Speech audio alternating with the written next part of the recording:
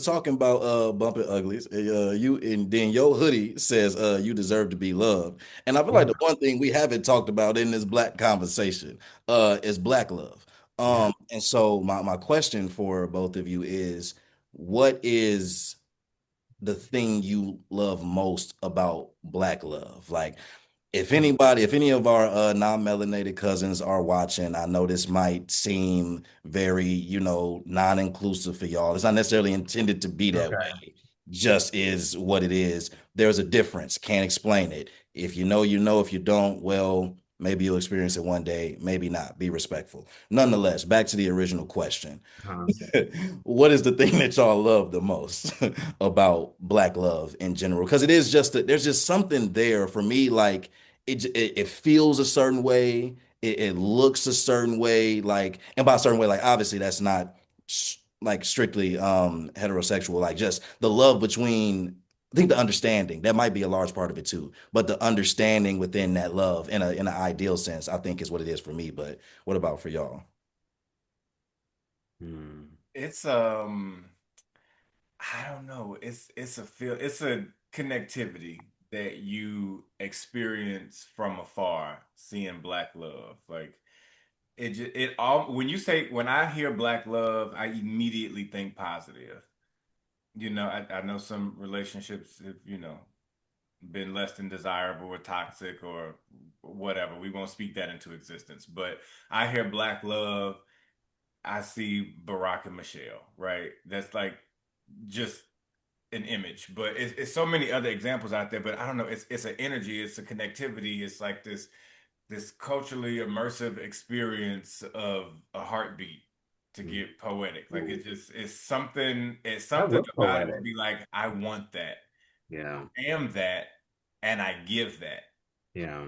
Out of black love is just everything, and that's even not even an intimate partner relationship. You see it with Mhm. family too. When like cousins get together, Oh black yeah. cousins. I've said before, I say this with love. I didn't know white people had cousins until recently. Well, because they don't be talking about them. They They don't. don't. They They don't. don't be talking about like, yeah, my cousin's coming up or visiting. Like, oh, your cousin, Is this huh? from Area 51? Like this is real.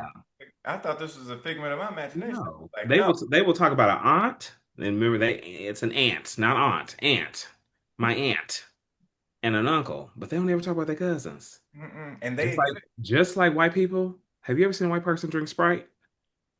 Hold it. Think about it. Ponder on it. I know this is pivoting from Black Love, but have you ever seen a white person drink Sprite? Have you ever been to a gas station? Like, oh, what white person? Oh, we're looking to go for a nice crispy Sprite. Have you ever seen it?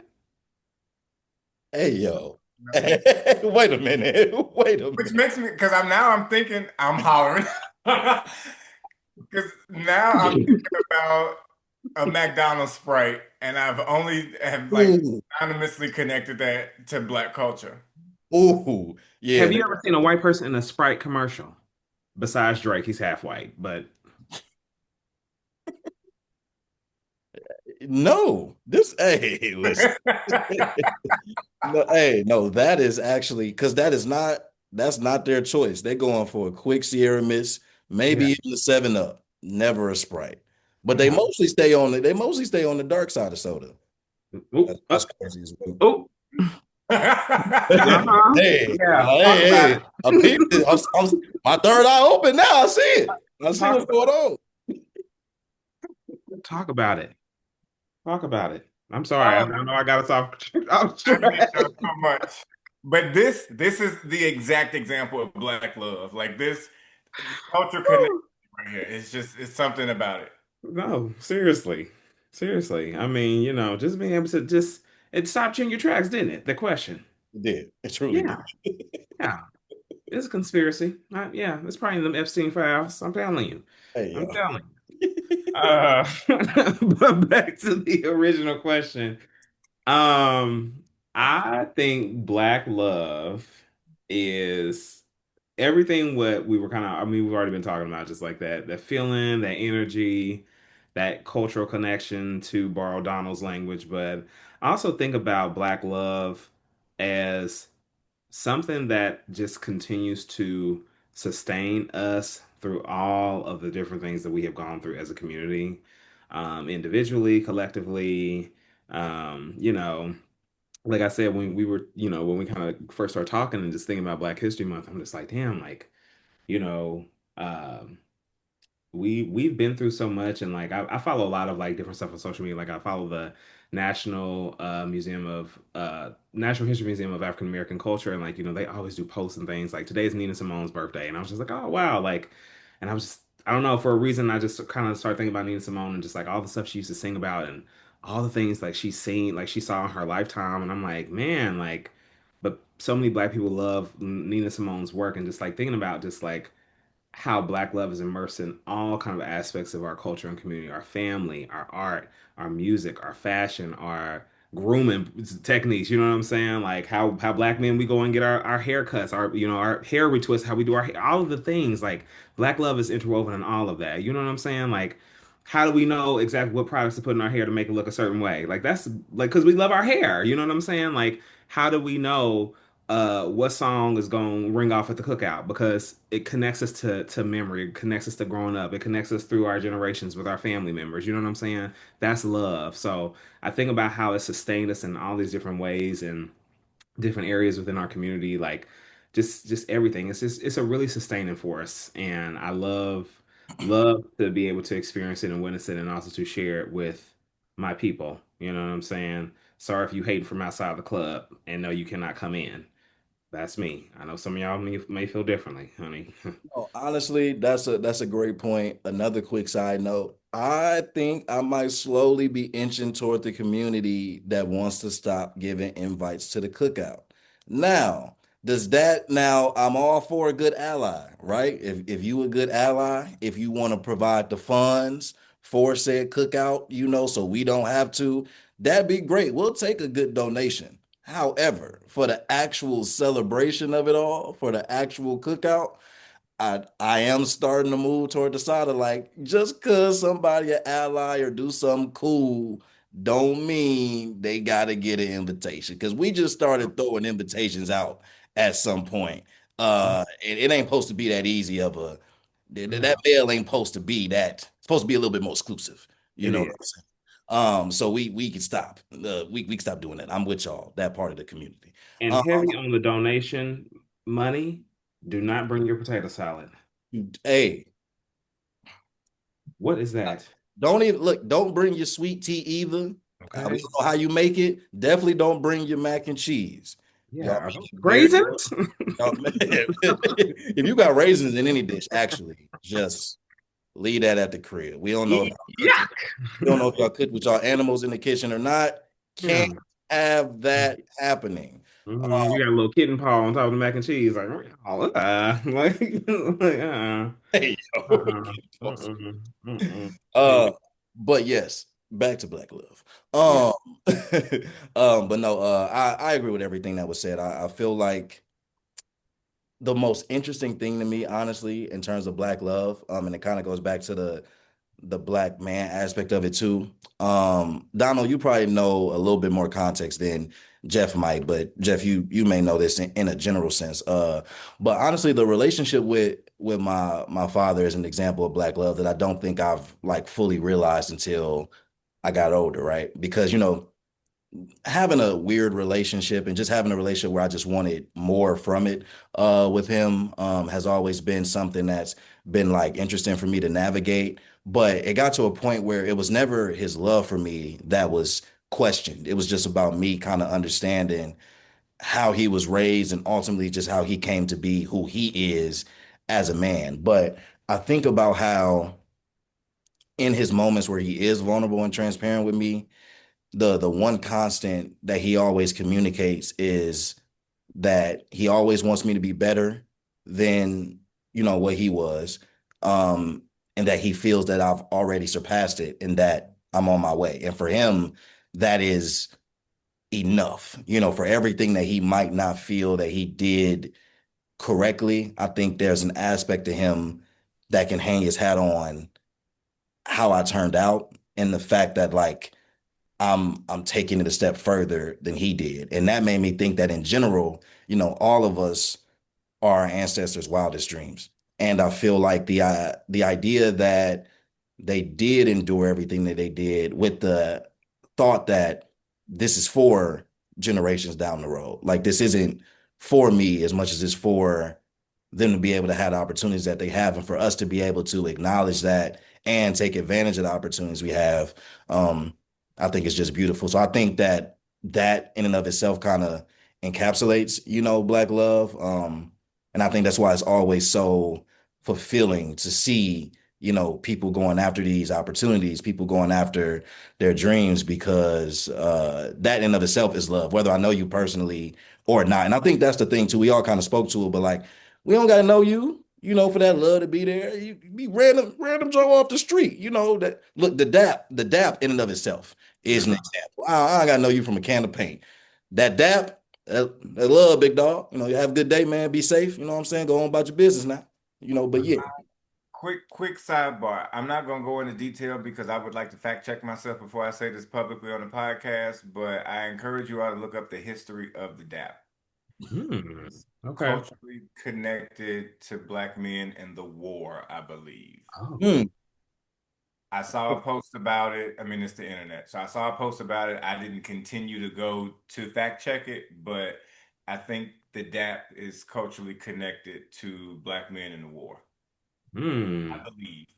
This makes me want to So go and do a anthropological deep dive on like black greetings and cultural norms because that's like, yeah, I want to know more, Donald. Wow, you've intrigued me. Another rabbit hole to go down, just like the Sprite thing. Okay. so Hmm. if that is wrong, cut it from the final edit. But if it that's is we'll fact check for sure. But that would be dope. That would be extremely dope if that is the connection because it would make sense, but it also just would speak to the rich history. But yeah, no, that's fine.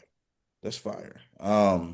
But yeah, that was a lot of black love talk. And you know what else I love? Black DJs. And that's something that we that we didn't talk about. So I just want to touch on that just a little bit, just a tainch bit.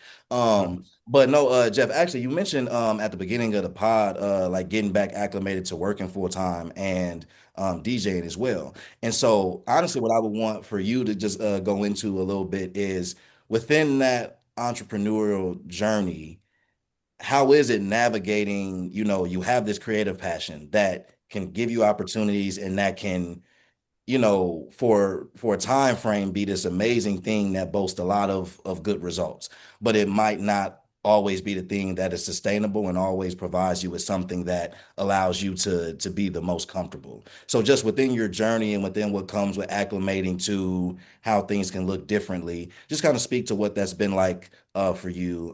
Because for y'all that don't know, I also interviewed Jeff for Qualified TV. So if you want to go back in the archives and watch that, you most absolutely can. We talked Yeah. about his DJ journey and much more there. But kind of just as a, update from there, maybe just in the last maybe like year or so for you.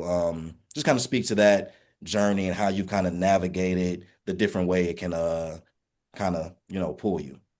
Yeah. When did we do that recording? We did that, what, 2 years ago? Was that at 2 years ago at this point? Just about, I want to say Wow. maybe a Okay. little bit over, but I yeah. Yeah, yeah. Okay. Okay. I'm just like, wow, I remember when we did that. Yeah. Um, it is definitely like it's challenging. Like I'll say that. I think that so much of and I said earlier about holding grief and joy. Grief is not always about like grieving the loss of a loved one or something like that, but grief can also too be like grieving the like, oh man, like I have to dedicate so much of my time over here to these areas of my life too. This is hard, this sucks because it doesn't necessarily always fill my cup, but these are things I have to do. The thing that really brings me joy over here, I have this amount of time to dedicate it to, but it also too maybe doesn't sustain me in the ways financially right now in the way that I need as I'm still trying to navigate, hey, building out this thing that really brings me joy and fills up my cup. So it's been challenging to navigate for sure. And many DJs will have their own experiences. Will say like, "Yep, I think it's smart for to have a full time or a day job." No, I do this full time because this is my passion. This is what I love to do. But everybody's life is different, and everybody's like finances are set up differently. You know what I'm saying? So just kind of thinking about my life holistically and looking at it, I have a lot of responsibilities. Like I'm a caregiver for my mom. You know, my mom lives in Kansas City. I live in St. Louis, so I travel back and forth a lot to see her. But it's also too just other things in my life that I want to be able to experience and do too. That having some type of steady income or at least consistent income helps out with that. You know, while I'm still building out my creative life, creative career. But I'll tell you this, like some of the best advice I got from some of and I call them veteran DJs here in St. Louis, like that, you know, they've told me like ain't no shortcuts to this shit. Like, you know, we've been doing this for 14, 15, 20 years.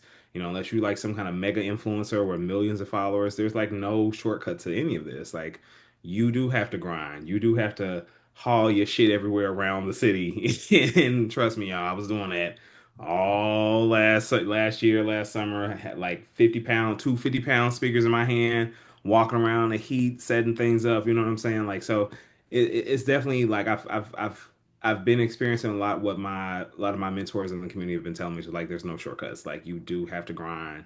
You do got to be focused and you got to just, you know, sometimes you got to take the gig that you don't really want to take just to help you pay a bill. You know what I'm saying? So I've had to do a lot of that, but you know, I am grateful to have a full-time corporate job again. It hurt to say that. I love it.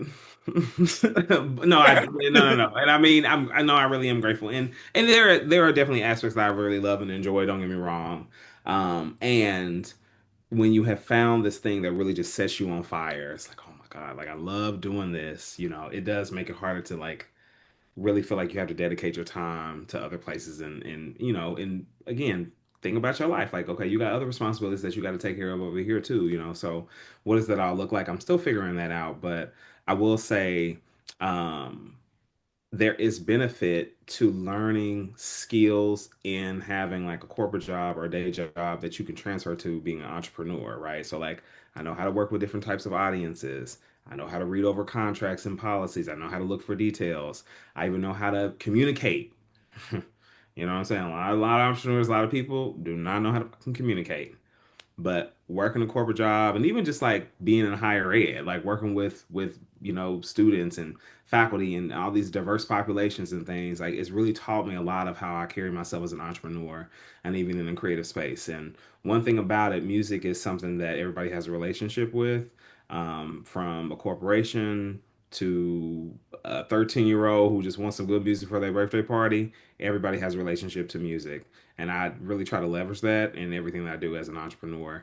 Um, I'm DJing for Black History Month for my job next week because our Black employee resource group was like they was like, oh, we want you to be the closing party for the month, and I'll say, okay, cool. So I'm gonna do an hour. So being able to even just like make myself more visible that way, like I try to be very strategic about it too, because it's like one person sees me, they recommend me to somebody else, and then I'm gonna email saying like, "Hey, somebody referred me to you. They said you're a really great DJ. Like, I want you to DJ my wedding." I've gotten a lot of gigs that way. I mean, people outside of St. Louis and outside of Missouri have like booked me because I'm like, "Oh, I heard about you through such and such. They said it's you DJ here, and they told me you were really good. So, would love to for you to come out to Dallas and DJ my party." I'm like, "How did you find me?" Like, but all that to say is like I'm still navigating. I know I just said a lot, but I really am just trying to like navigate what that looks like time wise, structure wise, and yeah, not forget my why of why I'm doing this. Remembering my why. You got to. You got to. Donald, I know you you know that entrepreneurial spirit is in you as well. And I know this is the year that you know you really pushing to get things off the ground. So was there anything that Jeff said that resonated with you as you are on your journey as well?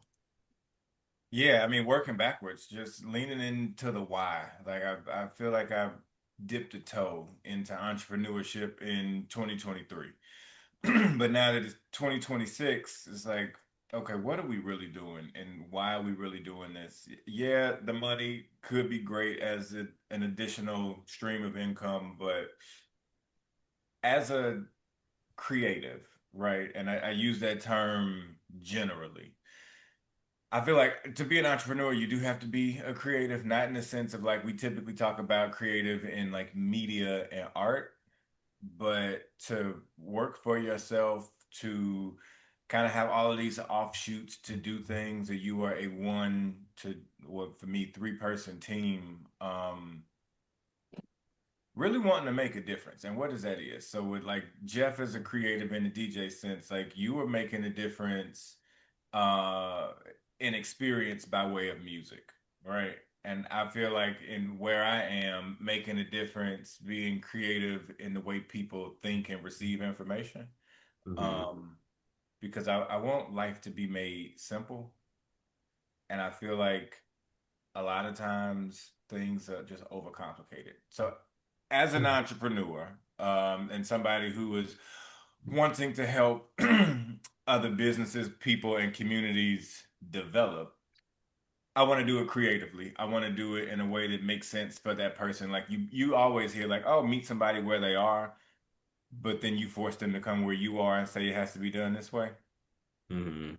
I actually want to do that. So life made simple over here, and I hope that I can do that in a way that feels good to me, that makes sense for them, and also pays me for my time. I'm not even looking for, big money, but I don't like my time wasted, and I'm not going to waste yours. So if I'm not wasting time, that means I'm giving it, but I'm not giving it for free.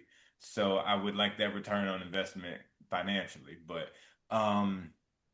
yeah, this is the year of, I think, stepping out. So I feel like those that are creatives, those that are entrepreneurs, those that want to do something that they just haven't done before, like this is the time to do it. It's also might be the last time to do it because Yeah, what the talk Truly, about freak it. world Talk are we truly, about it. coming to? We You are, know? we are, listen, I hate to say it, I hope I don't sound ridiculous, but we are one bomb away from, from one bombs away. I just, It's it's not. Before it was like we had all of the time to like look forward to things and grow up and experience, and it's like starting now. Like the time is right now. right now. We all need to be gyrating on this land, okay? Okay. What are we doing? But no, Yeah. I think in all seriousness, like just do something. Don't second guess yourself. If you want to experience something new, put forth the effort. If that is starting a business, if that's, picking up a new craft or a hobby or talking to a new person, do it. Yeah, do it. And don't let perfection be the enemy of good. hey now, Don't, now, don't, don't. Nope. hey now. Because They we are what? Unapologetically here. For Uh-huh. a reason. And what? You deserve to be loved. look, and what we We major, made baby. it. Come on, Okay. God. Listen, you know, Word. we make it full Okay. circle around these parts. Yeah, for Um, real.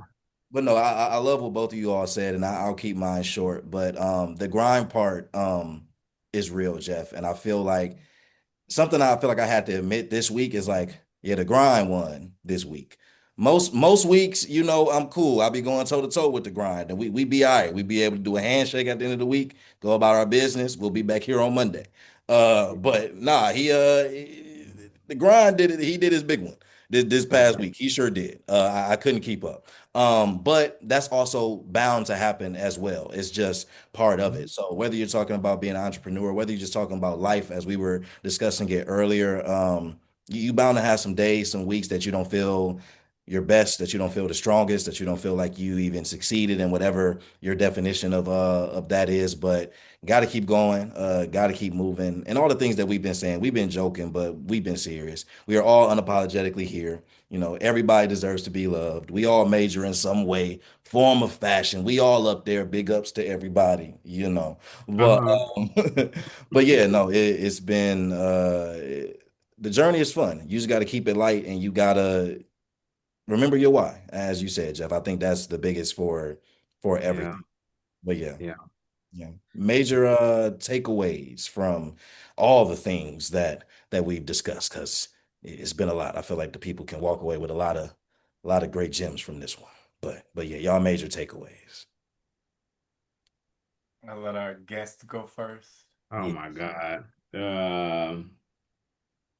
My major takeaways are, um, everybody is making this shit up as they go along. Everybody, you know. And as Black men, we are so socialized to carry so much. And it is also to a benefit for us to continue to figuring out what's ours to carry and what's not, letting some stuff down, you know what I'm saying? Uh uh Softness is something we should lean into more. And we have a responsibility to also figure it out for ourselves as we figure out what areas of our life we can make more convenient or more soft. Still being knowing how to do stuff for yourself is really important, I think. Not just a man thing, just an individual thing. And my last key takeaway is um, Black love still remains something that is super powerful and impactful for all of us in so many different ways. And grateful to be able to experience it and grateful to be able to show that with y'all, with folks in our just our community. Just I'm very grateful for Black love. I'm grateful to be Black. Let's just go ahead and summarize everything up in a nice bun and a nice knot, or whatever we want to call it, top bun, whatever. I'm grateful to be Black. Okay, heavy on the B. Thank you. Yeah. That part. I, I think my takeaway is improv is our way forward. So make sure that you don't take yourself too serious in that because we don't have a blueprint. Like, I mean, other people have experienced things, yes, and we see it distantly, but improv is the way forward. You hear fake it till you make it. Just do that. I think Qualls, you said it earlier, we are our ancestors' wildest dreams. Some of us are nightmares. They are. Yeah, So, I was thinking that. Some people Jeff, are actual nightmares. They Jeff are. and I started True. smiling when you said that, and I think it was for the same reason. And I was like, I'm just not gonna bring it up. But like some of us are nightmares. This is very But true. This is the beauty is it's improv. It is. Wake up, don't take yourself serious, and figure out how not to be the nightmare. Be a dream, make a dream. You are a dream. So Okay. that's my takeaway. my takeaway is don't be a nightmare. And if you Mhm. are a nightmare, I guess there's hope that you can become a dream at some point. But yeah, you should probably aim to be a dream. And I Mhm. was just second everything else that y'all said. Grateful to be Black. The month is too short. We'll continue to Mhm. celebrate Black History Month and being Black well after February, as we always do. But I digress. Yeah. That has been our checkout, and that has been another episode of the Just Checking In podcast. Jefferson, thank you so Uh-huh. much for gracing and blessing our screen and these people with all the gems and just you being authentically yourself. We always appreciate it, and we hope that our audience members do too. And until then, and until the next episode, we'll catch y'all next time. Good show. Peace. Peace, y'all.